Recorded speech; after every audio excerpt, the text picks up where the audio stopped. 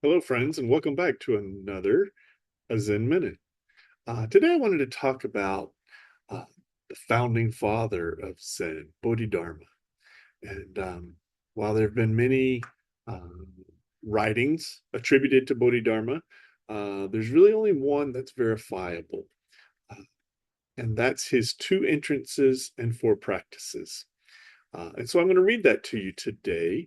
Um, there are several others that have been historically attributed to him.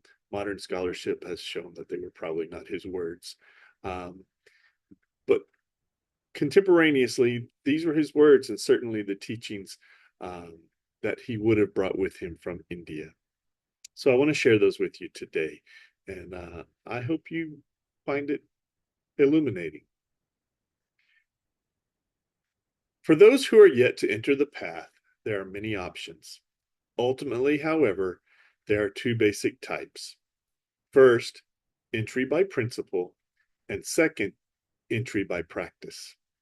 Entry by principle means relying on the teachings and realizing their guiding principle, the deeply held faith that ordinary sentient beings and enlightened ones are the same in their true nature.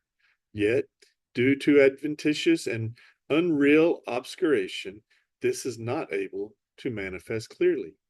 If you want to abandon the unreal and turn to the real, sit steadily and gaze at a wall. Self and other, ordinary people and enlightened ones, are one and the same. Sit firmly without moving, no longer following spoken instructions. In this, you are identical with the hidden form of the true principle, a stillness without name.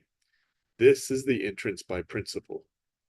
Entry by practice refers to four practices.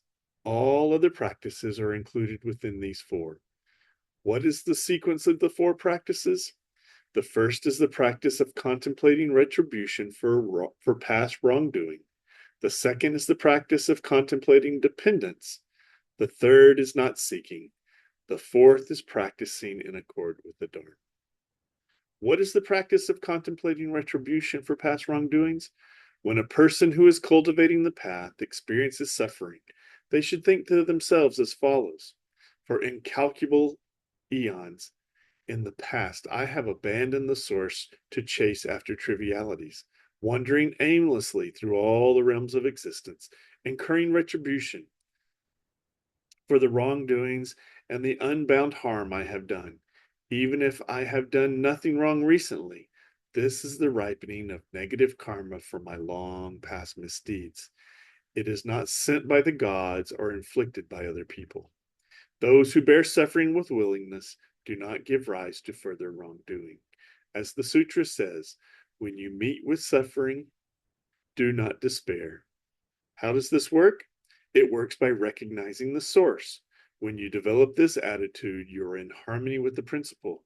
Understanding the nature of adversity, you progress on the path. This is what I call the practice of contemplating retribution for past wrongdoings. Second is the practice of contemplating dependence. Sentient beings have no self, but they continue to exist in dependence upon their past actions. The experiences of happiness and suffering are both based on dependent arising. If you become successful, prosperous, highly praised, and the like, you should think these circumstances are entirely due to my past lives. I am enjoying them at this moment, but when the conditions for them are gone, they will not remain either. How can I exult in having them when gaining and losing them depend on these conditions? Then your mind will not be subject to ups and downs. You will be unmoved by the winds of exaltation, profoundly in accord with the path. This is what I call the practice of contemplating dependence. Third, the practice of not seeking. Worldly people are always deluded, developing attachment at every point. This is called seeking. Wise people understand how the true principle is applied to ordinary life.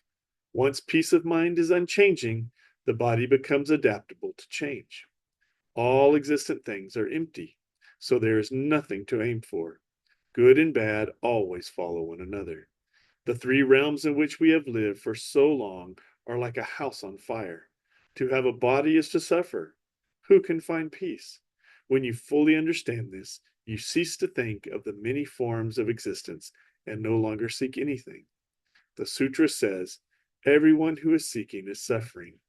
Only when you stop seeking will you be happy. Thus, to truly not seek anything is to genuinely practice the path. Fourth, practicing in accord with the Dharma.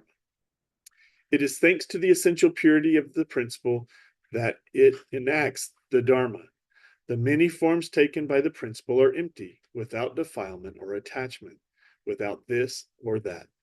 The sutra says, in the Dharma there are no sentient beings, but it is free of the defilements of sentient beings.